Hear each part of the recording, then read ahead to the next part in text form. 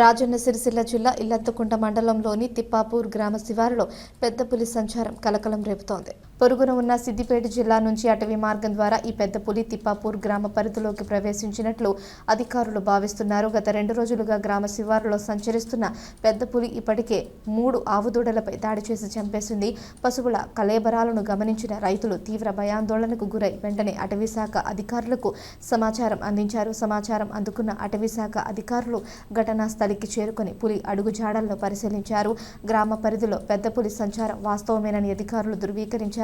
ఈ నేపథ్యంలో గ్రామ ప్రజలు మరియు రైతులు అత్యంత అప్రమత్తంగా ఉండాలని సూచించారు.